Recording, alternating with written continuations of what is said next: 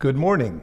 Good morning. And welcome to our Wednesday morning class, coming to you from HeartLight Spiritual Center here in Charlotte, North Carolina. We want to welcome those who have ventured out to be with us. We just finished our chair exercises, which went well today. Appreciate you that came and you that stayed. We also want to welcome you that are joining us live on streaming, on Facebook, wherever that you are connecting with us, and for you that will download us later and listen to the class.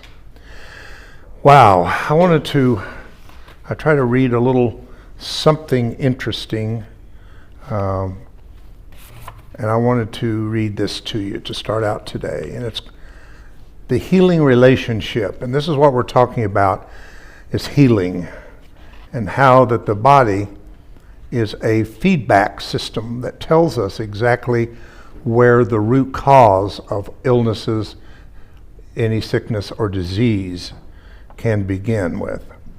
The teacher Jesus said, "Put the axe at the root of the tree." It's an interesting statement. I don't know if he meant the family tree.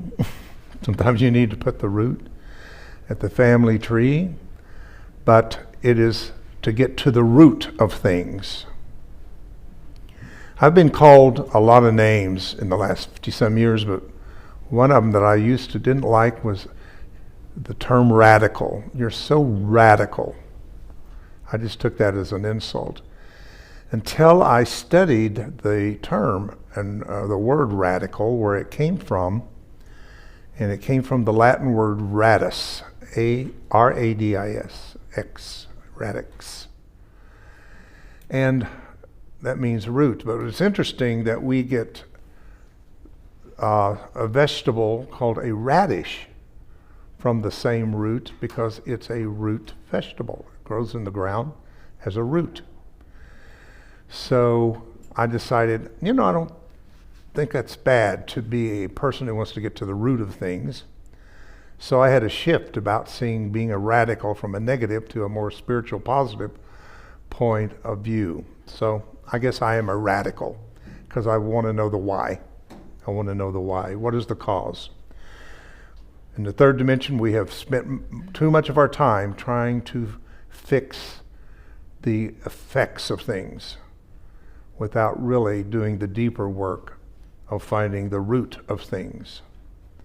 And that is what I think is emerging more and more, are people who are working with the cause of illness and sickness.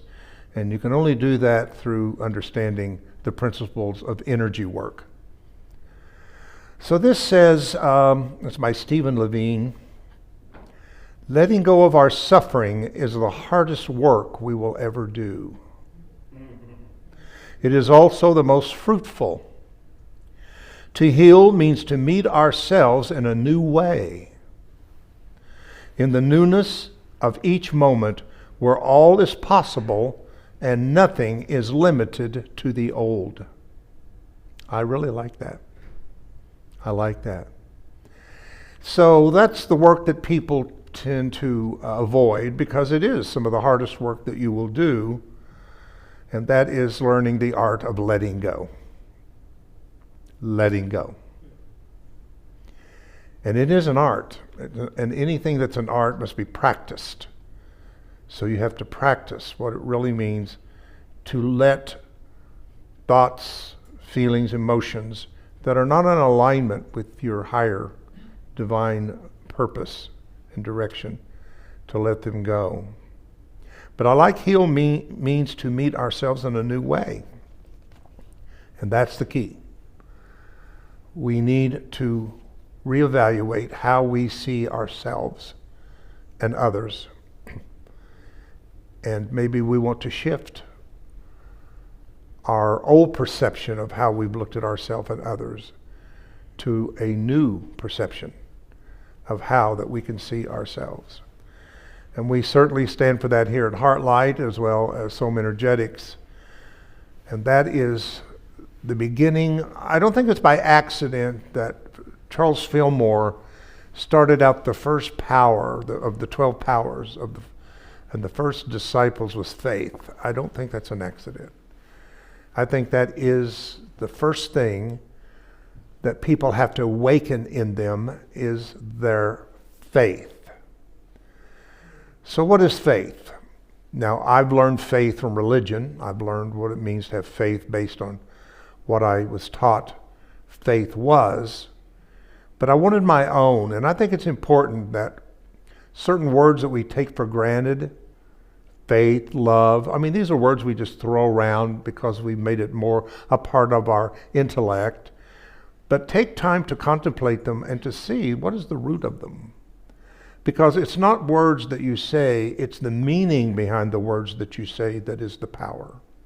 Remember that. The power of words is in its definition.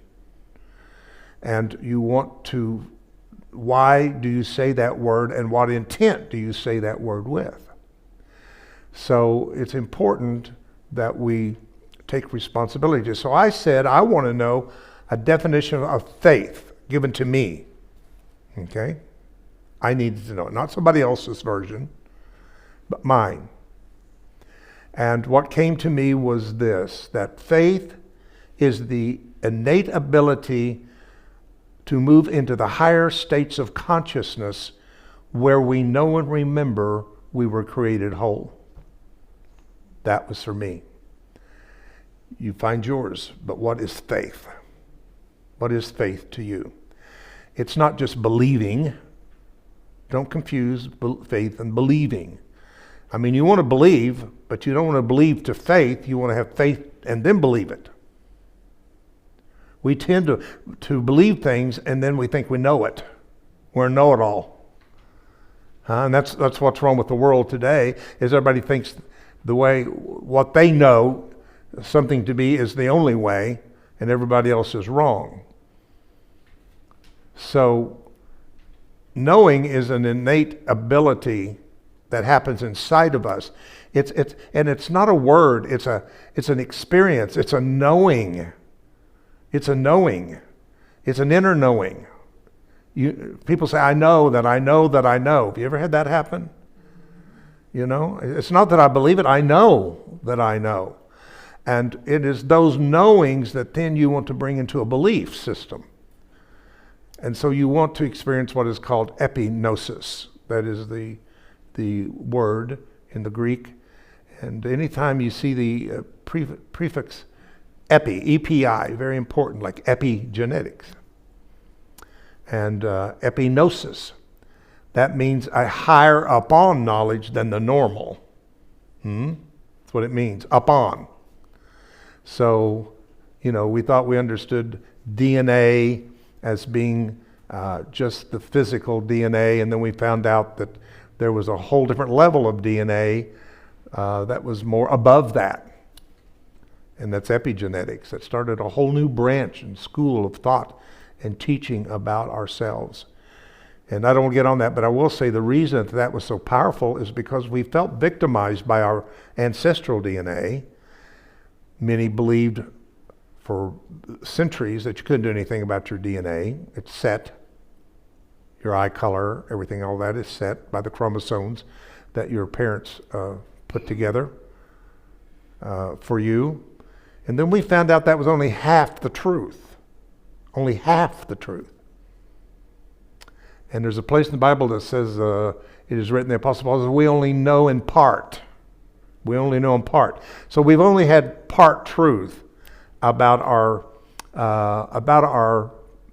blueprint to be a human being on this planet. We've only known in part. And what we found out, the other part was based upon our ability to choose how we feel, emotions, food we eat, the environment we create is all something we can actually do ourselves. And that's epigenetics. It's the world of our responsibility and not just our ancestral.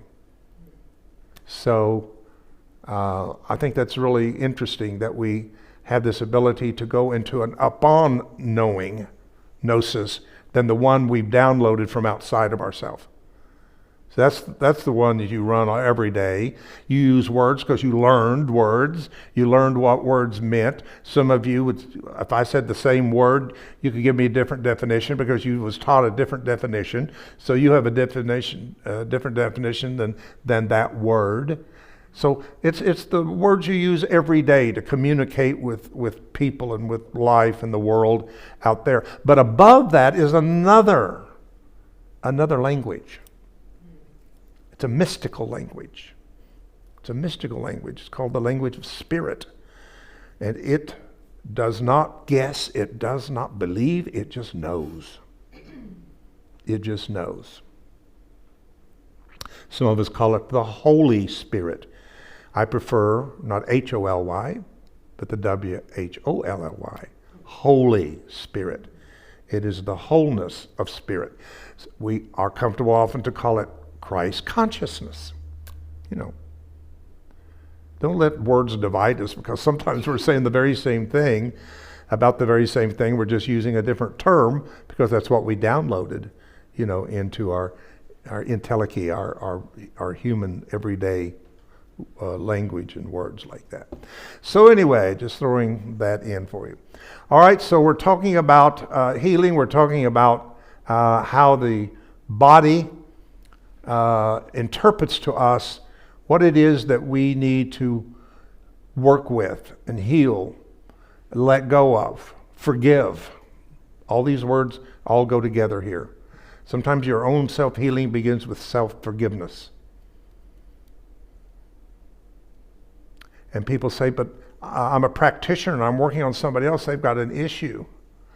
But you want to work with them as a clear channel. And that's why I love the line in Course in Miracles. It says, the healing of my mind is the healing of my brother's mind. That's a wonderful quantum statement, because what that's saying is that at some deep level, all consciousness unifies into a field of its own. A unified field. All consciousness is in connection with all other consciousness. That's why people that do long distance healing, you can do that by using that unified field where there is no separation between the consciousness of the person you're working with over in Europe or China or wherever else. We're all together in the field of consciousness. No time or space in that way. So I try to keep backing up, and if there's anything I keep saying over and over and you go, oh, I know that, good. But if I keep saying things over and over and you go, oh, I didn't hear that one, then you still need to hear it. You need to keep hearing something until you know it, until it's made conscious with you. So what I say is not an in-the-moment experience. It is a download into something that's going to expand and raise your consciousness. So I want to start out with Walt Whitman, as I have each week. Every exaggeration has its effect in the human body. Every exaggeration has its effect in the human body. And what we talked about with that was the fact that you can have thoughts come and go. You can have things just happen that you don't hold on to. It just kind of comes and goes. But if something becomes a pattern, if a thought is thought over and over and over, every time a thought is thought over and over, it gains a little bit more momentum and energy to itself. Okay? And that's why thoughts can become things.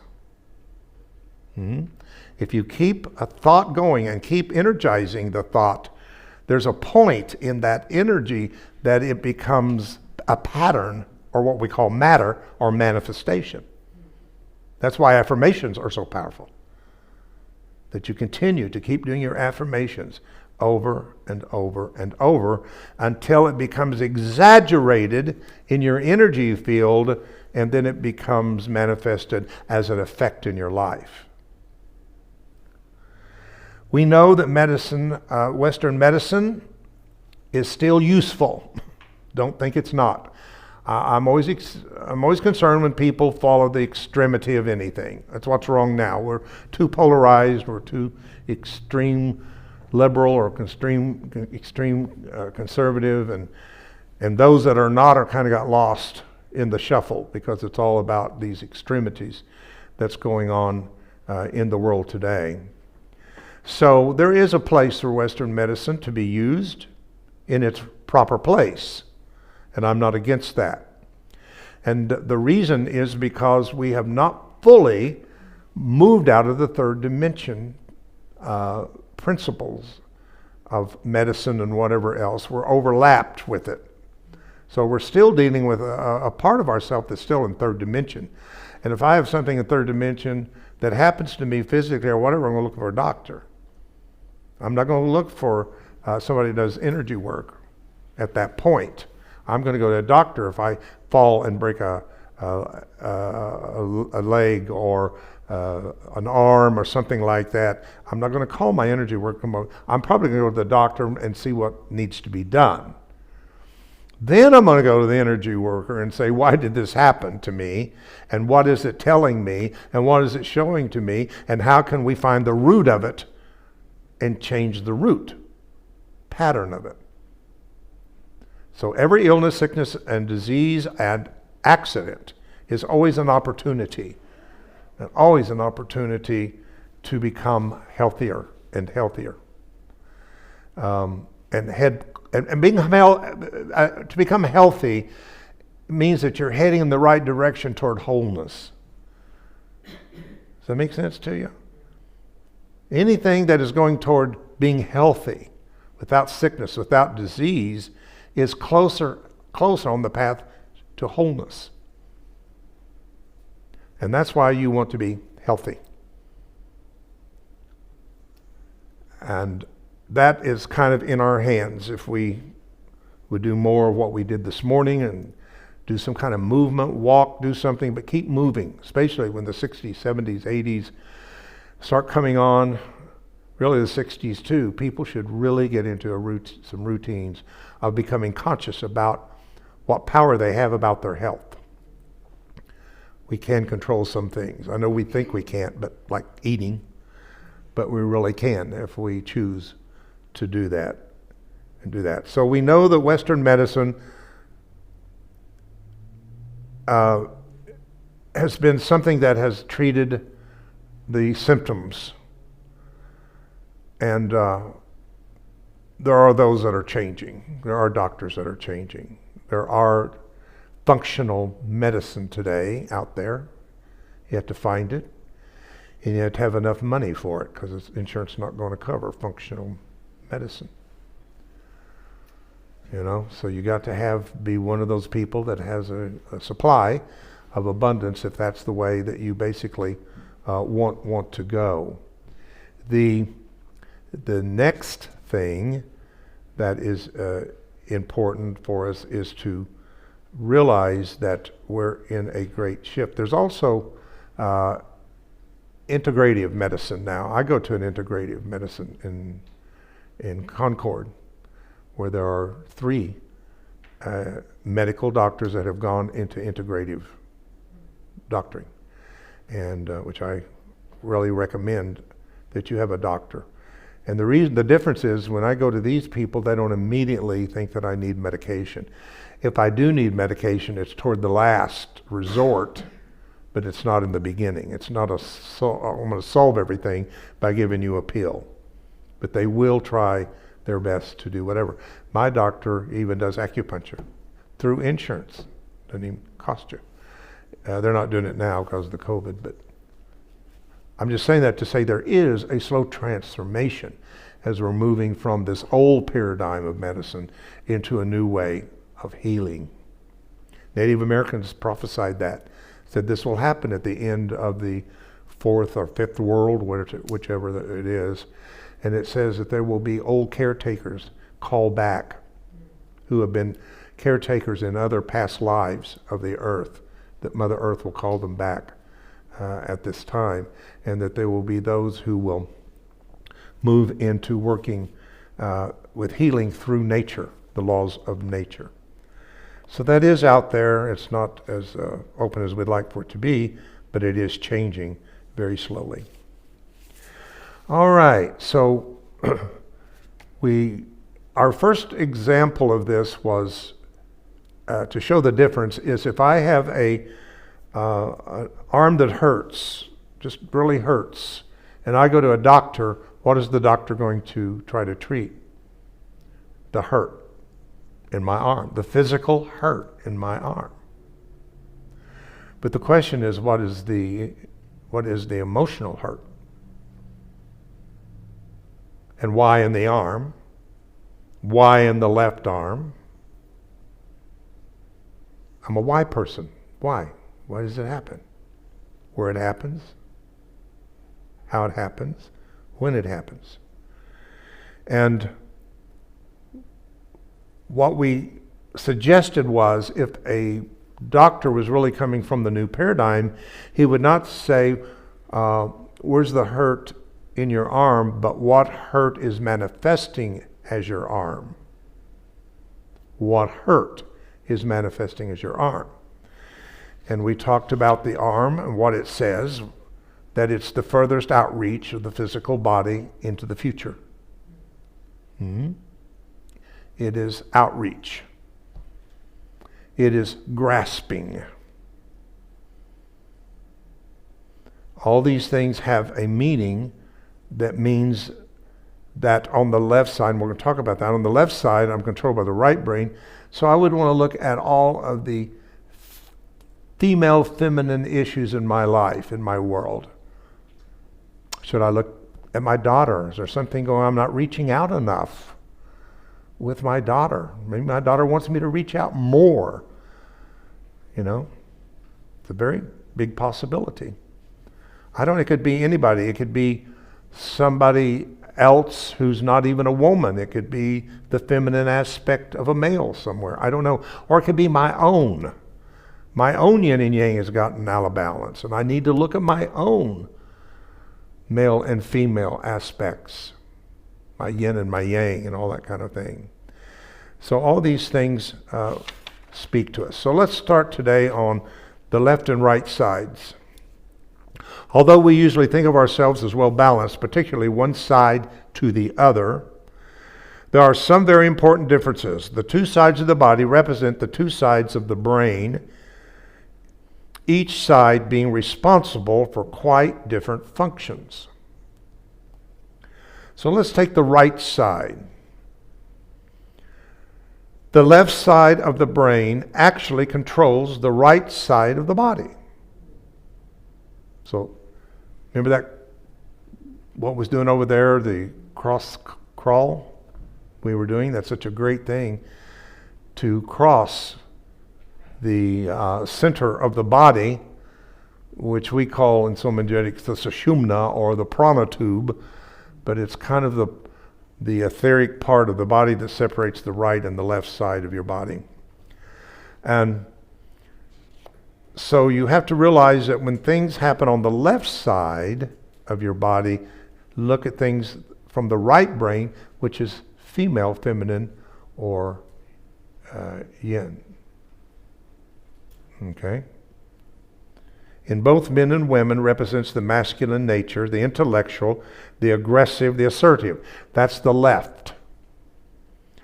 That which deals with daily reality, practical work issues, and others. So most of the day you're spending your left side of your brain because you've got to calculate, you've got to look at time and figure it out, you've got to look at the route that you're getting ready to take to get somewhere.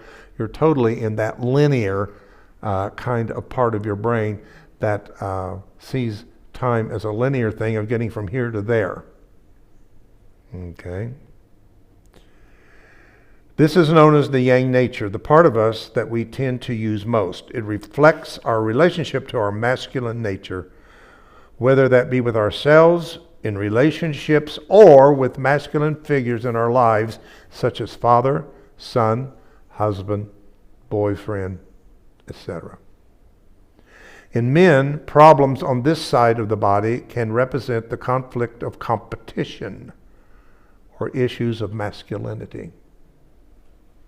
In women, this side tends to reflect conflicts such as the difficulty of being a career woman and integrating a more masculine, assertive nature into the stereotype of the feminine. Think about that. That's interesting. You know, when I grew up in the 50s, most women were pretty much homemakers. You know, they stayed home, they took care of the kids, they cleaned, they did those kind of things.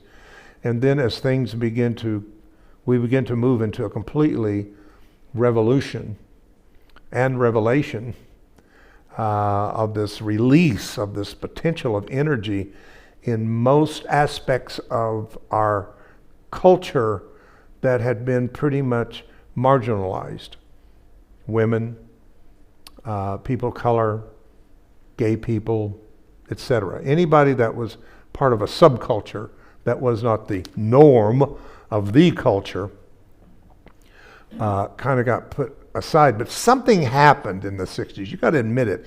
Some explosion of potential moved into an energy force that began to pull people out from the boundaries of culture. Right? Now, I don't think we did it well because I think we did not have a good model. There was no model in religion for it, so they didn't help us.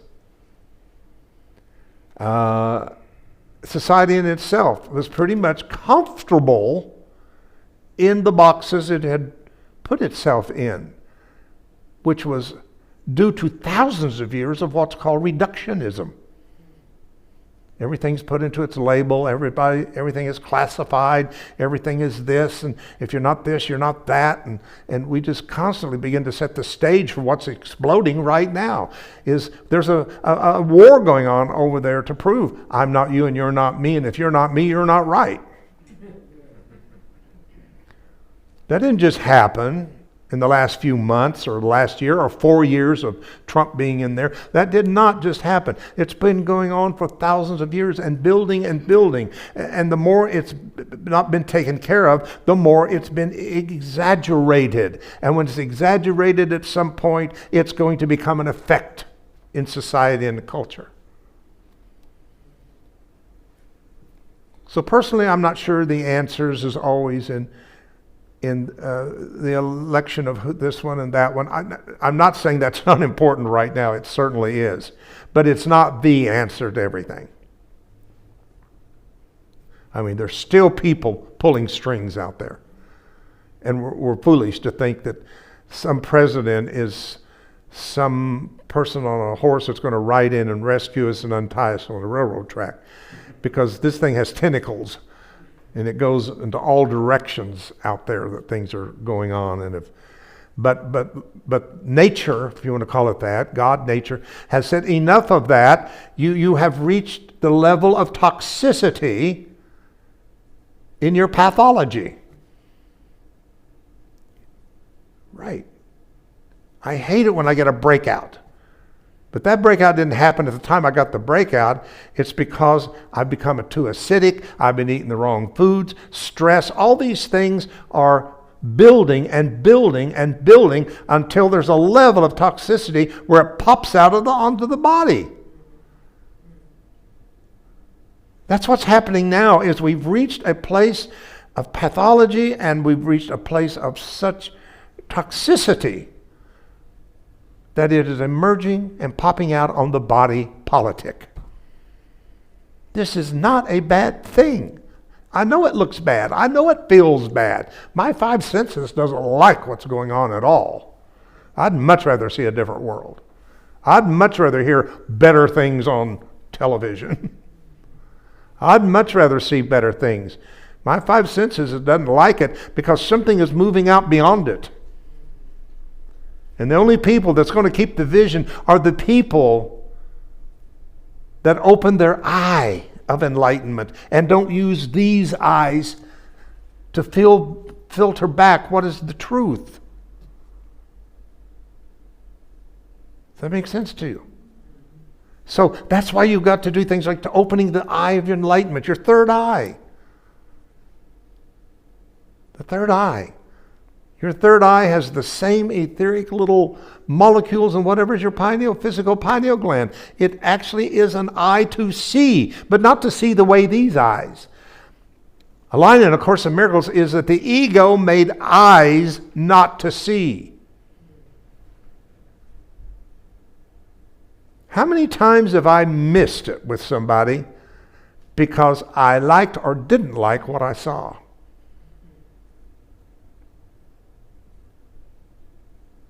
Maybe somebody was mean to me who was tall. And every time I get around a tall person, I just get this vibe, I don't like that person. I don't know why, I just don't like it. Because deep down, I have set a pattern in me that says you can't like and trust tall people because they hurt me. And I could go on and on and on with different things that and how we react to those particular things like that. So let's continue on here and look at this. I don't get too far gone.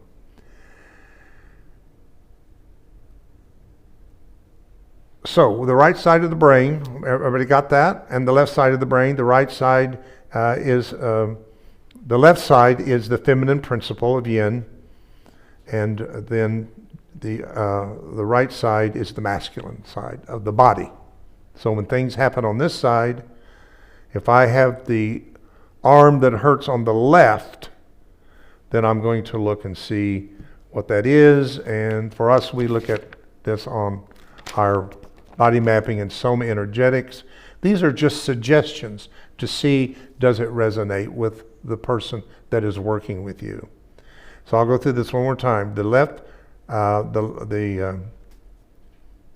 side of the arm represents things to do with myself. Things that happen on the other side, on the right side, are someone else. I have an influence. So the fact that I had the left arm that hurt is the right side.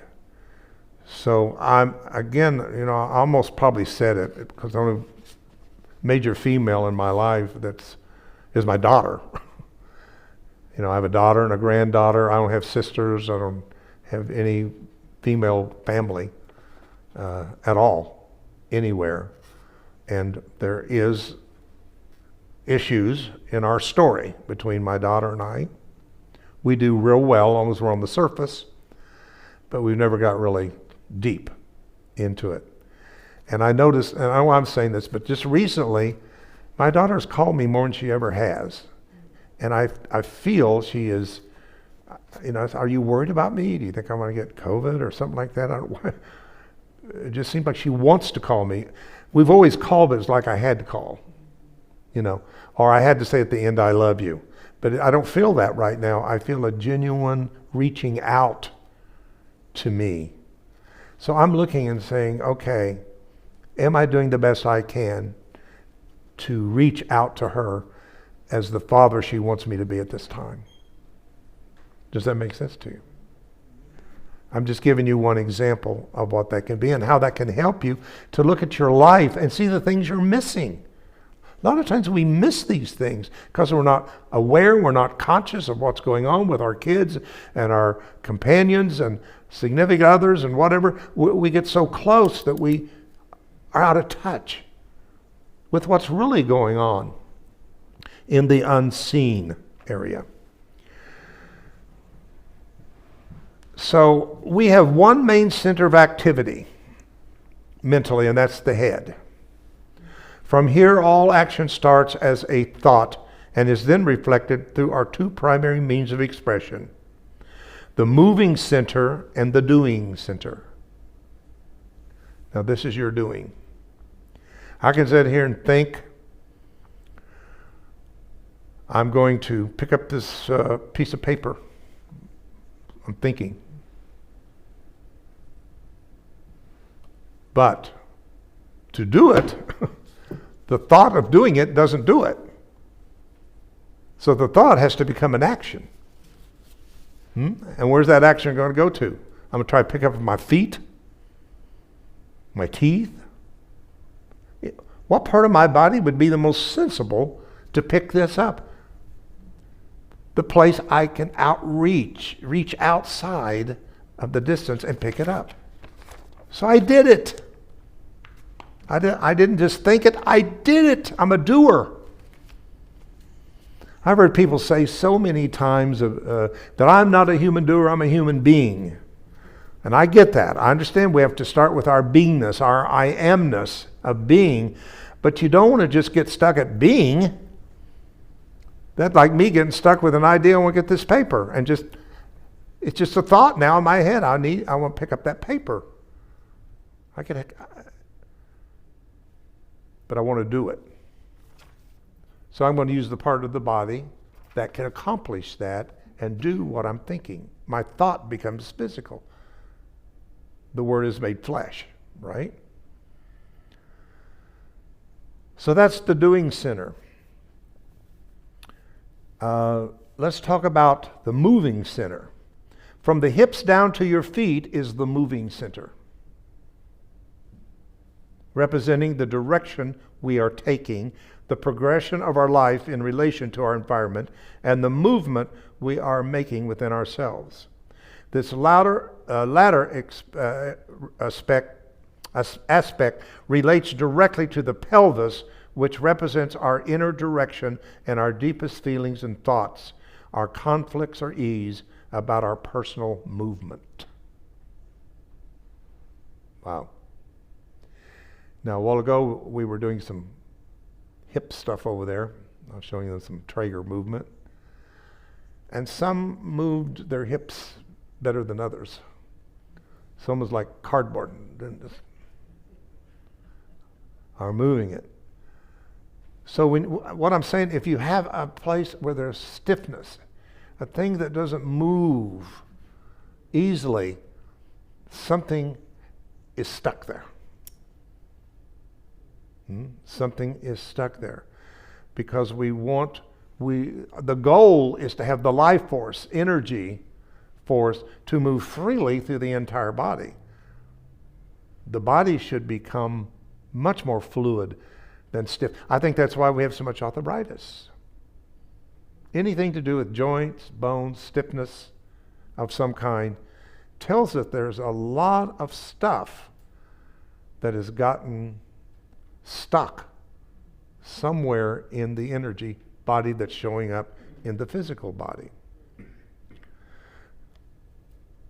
So the most simple way to look at this before we get into it is the body is kind of in threefold manifestation, which makes sense in a third dimensional world that we have a third dimensional body. So the first part is the head. The head. And the head is how we think in the world. How we think in the world. Now let's look at if our thinking is off and not in alignment, and we're thinking negative, and we're thinking fear, and we're thinking all those things, how would they manifest in the head? Ear issues, sinus, nose, eyes, headaches, asthma. All these things that are head issues most likely can be traced back to something that needs to be adjusted in our thinking, our perception system.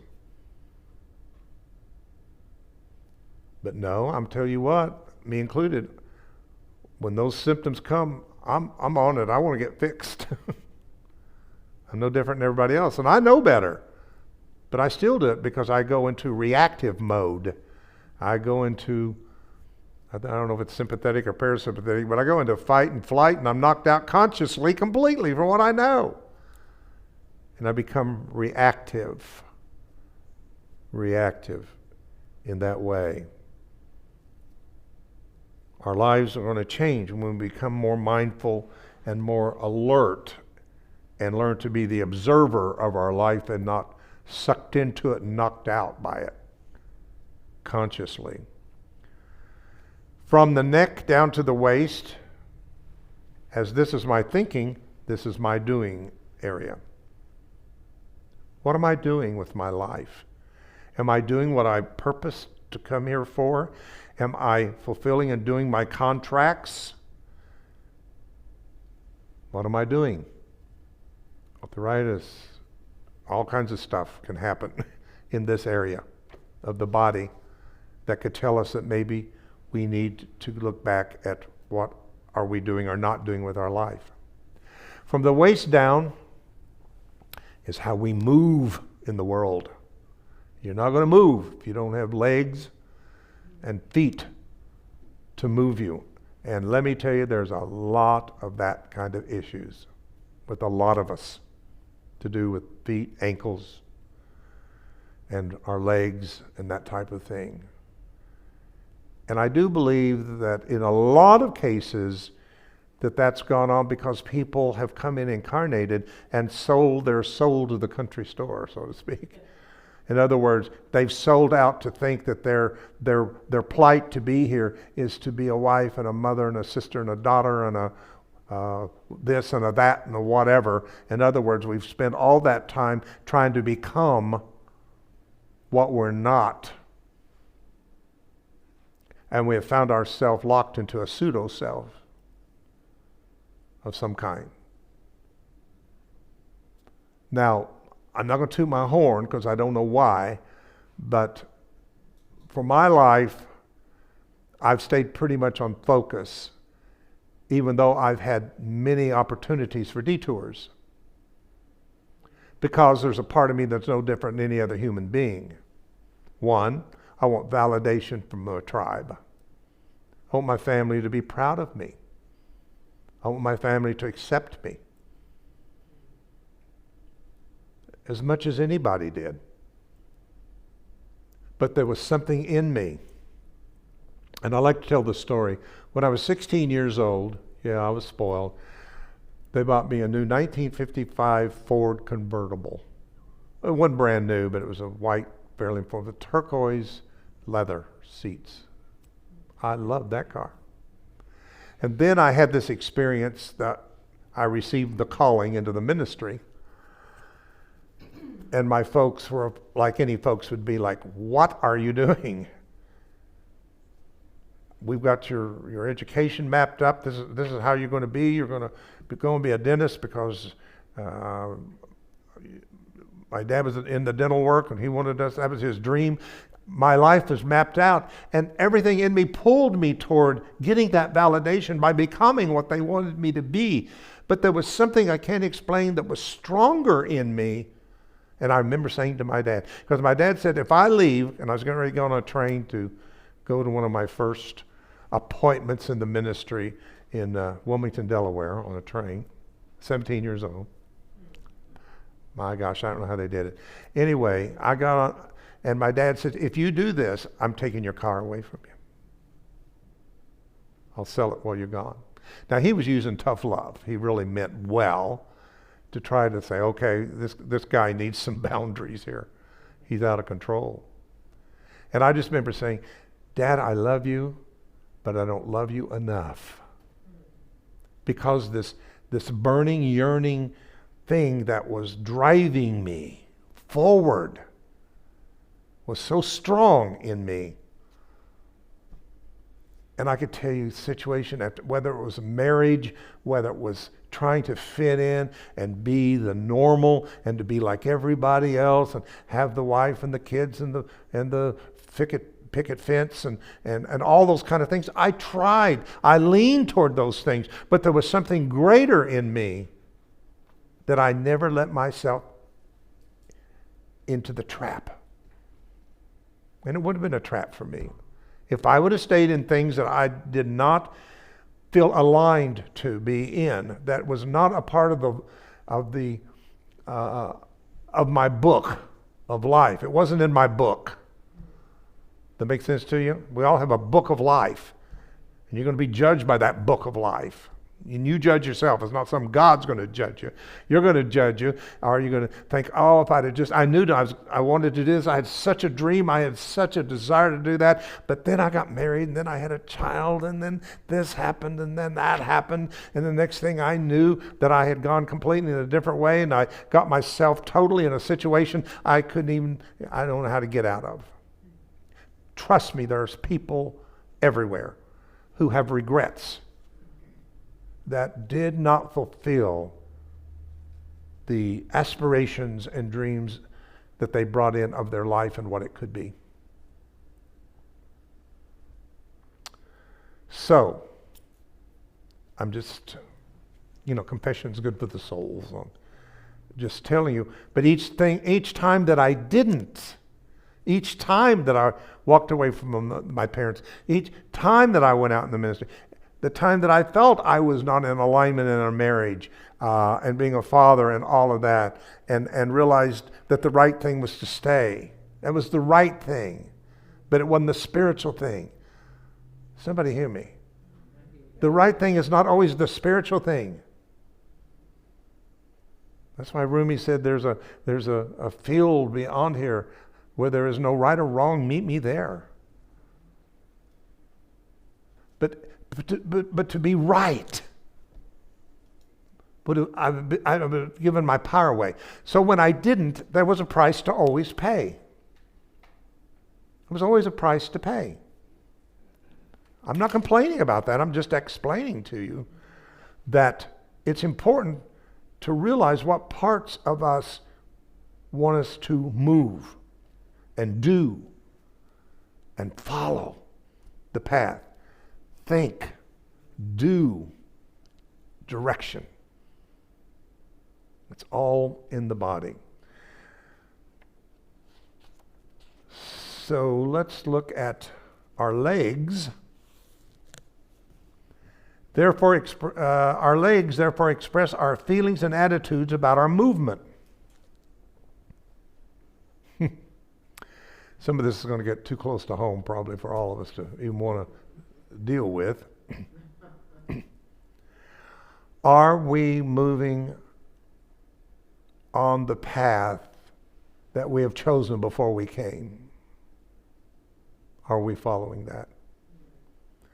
If we're not, then it can show up in our legs. For instance, our knees is where we kneel, and kneeling is the acknowledgement of higher authority or power through surrender and humility.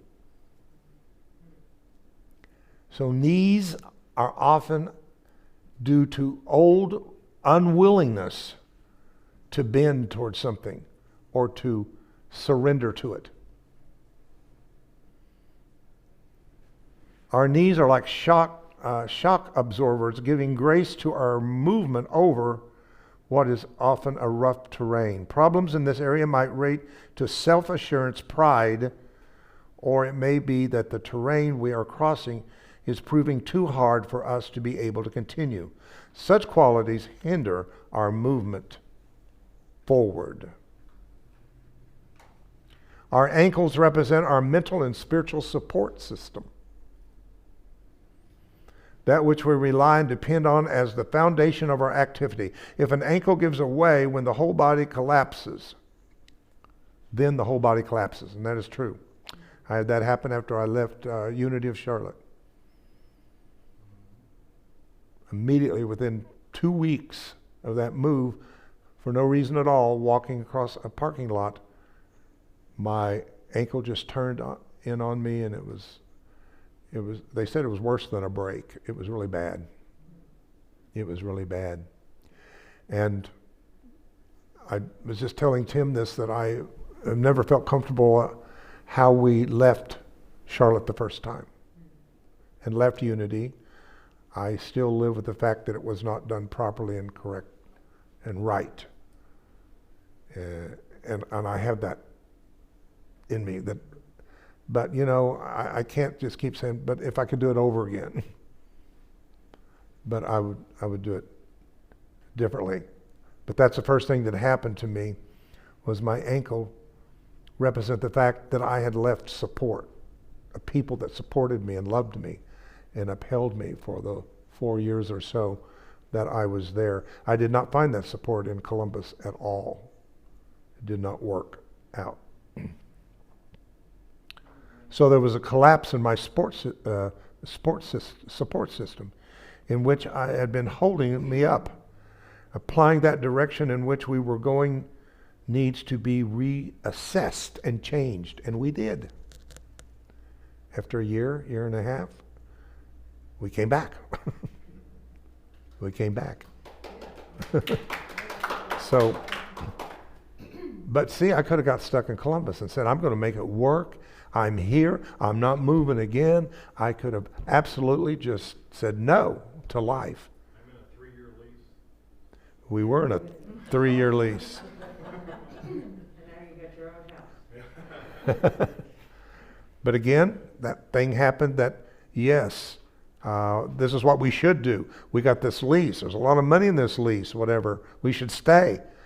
But that thing that I'm telling you about overrode that.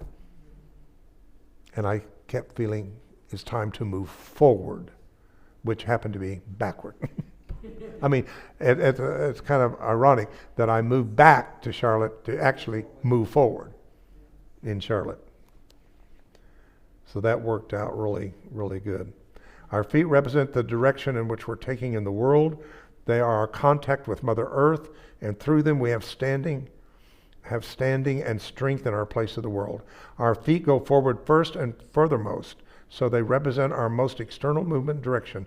They also reflect within them every aspect of our being as it is responding to the movement. When the movement or direction is in conflict with an inner desires, then we may hurt our feet in some way or stub a toe. So according to this teaching, there are no accidents at all. Even accidents are speaking to us about something that we need to look at. The moving center is that part of our body from the pelvis downwards, and is to do with establishing, balancing, supporting, being grounded and rooted in the world. When the lower half of the body is proportionally larger than the top, it suggests that we are extremely well grounded and at home in the world. Interesting. When the lower half is proportionally smaller than the top, it indicates a lack of connection with the earth. Isn't that interesting? I mean, this is so fascinating. So the doing center, from the spine across the shoulders and down to the hands, is our doing center. How we feel about what we're doing. How do you feel about what you're doing? Just take a moment of reflection. How your life is going right now. Now, I know that's a hard question to ask at this time because there's not a freedom to move as much as we would like to move in this time. But I'm talking about overall in your life, where you are. How's that feel to you? You don't have to say anything, just take stock of it. How do you feel about the way your life is going and moving you?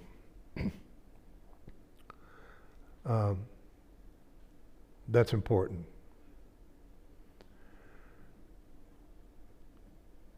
Our shoulders express this on the inner levels, especially our deepest personal feelings about what we're doing or what is being done to us. Now, I find a lot of shoulder issues with people. I have them. And I think shoulders represents what we carry. We carry on our shoulders. That we're taking too much responsibility. We're saying yes too much to family and friends and people, that we're giving ourselves away, and everybody's dumped on us the responsibility to make everybody else happy and do the right thing. I know some of you know what I'm talking about, because I think that falls on women as much as anybody who feel that responsibility to make things work. Behind even what men do, a lot of times you find women doing something. So sometimes we just take on too responsibility. And I think that's something we need to keep balanced in our life and learn to say no, and learn to make sure that people realize that their own power is in their own responsibility of participation into our life. So that's the shoulders. How many of us are really doing what we want to do? How often do we wish we could undo something already done? And how often are we in real conflict with what we should be doing? It is here that we carry our burdens, begrudgingly doing something even if we don't really want to do it. Yeah. A cold shoulder can be an emotional cold we are experiencing within ourselves towards someone or something. Or it may be a cold shoulder being directed towards us from someone else, giving them the cold shoulder when I met them. All these are interesting in the language, what we say. The arms move the doing energy outwards from an inner feeling and desire of their expression in the world. Wrists move it out further. A conflict in the wrist can indicate there is something we should be or want to be doing but are not. For some reason, we are holding back from the final expression. So, as you see, I'm just giving you a few things to just show you how complex the human body is, that each part of it can be a message to us. Sometimes people say, I want God to speak to me. And I don't think we understand all the ways that God can speak to us. God can speak. It's not some Hollywood thing of hearing a voice, like Moses heard God on the mountain type thing. It can be, I suppose. I've had some experiences with what I thought was the Spirit moving, me and but sometimes God lets my body speak to me and to give me messages that I choose to ignore or to numb down with some medication or, do what you got to do, but it's not your answer to think that because you take an Advil or something that your brain's not connected to the pain, that it didn't take away in the first place. It's still there. All right, I'm going to close, but I'm going to mention the fact that I still don't want us to get too far away from this violet flame thing, because I know Spirit gave that to me to give to you all. So I have had made the 432 frequency of the violet flame. I'll see if you can hear it through there. This is the frequency of the violet flame. So if you're doing any violet flame work, this would be very powerful to do in any meditations that you listen to anchor it in to your life. So I just wanted to mention that we do have these available now. I don't know how much they are. They're on the screen. Oh, it's on the screen, okay. The screen will tell you. But you that are interested and would like to do that. Here we go. They are $40, but that will include a puck, a sounding puck. And you can see me or give a call to Soma Energetics at 704-469-SOMA, 7662. Okay. We also need to announce, I don't feel like I'm very loud here. There we go. We also need to announce, well, if the slide would move forward. There we go. Connie takes pages of notes during each class. She then types a recap of the highlights to remind her of the important points, and she sends those to David. And David thought, well, I wonder if she's willing to share those. So we asked her, and she certainly is willing to share those notes with anybody who wants them. So send an email request to me, tim@heartlightcharlotte.org. I'll create a group of emails that want them, and then I'll forward that to her, and she'll create a group. And each time that she sends out notes, she'll include you.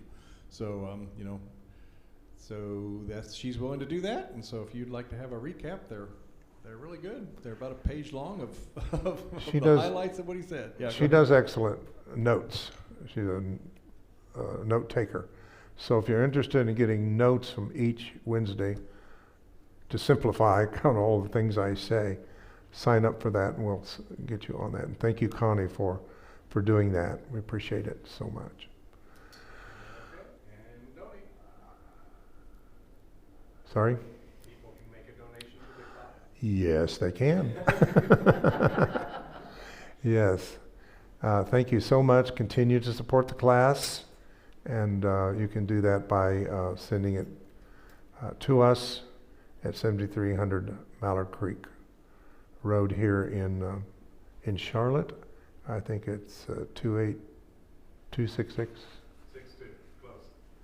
What is it? 28262. 28266. Okay. 62. 62. It's right there. I can't see it. 282 is always in Charlotte, and then the last two numbers for here are 62. Okay, 2826. We looked at it. Anyway, send it to us, or you can do it through credit card, or you can send it to PayPal, or you can bring it on Sundays at 11:15 is our Sunday morning service. Just put class in the memo if you do that. Yeah, if it's for the class, be sure and write it for class on the memo of your check or whatever, however you give it. All right, let's all take a deep breath. So, Holy Spirit, we thank you for your wonderful patience and guidance with us to continue helping us to undo old concepts and ideas from outside, to make space for us to remember and know. We know that you can help us to become more observant, to decipher the language of the body so that we can deal with the root of those things that has made us sick or will make us sick in the future by as we change through intention, sound, vibration, the old etheric patterns that will bring in a better and higher vibrating physiology. We ask this in the name of the loving, wonderful, patient presence of the Christ, and so it is. Amen. Thank you very much.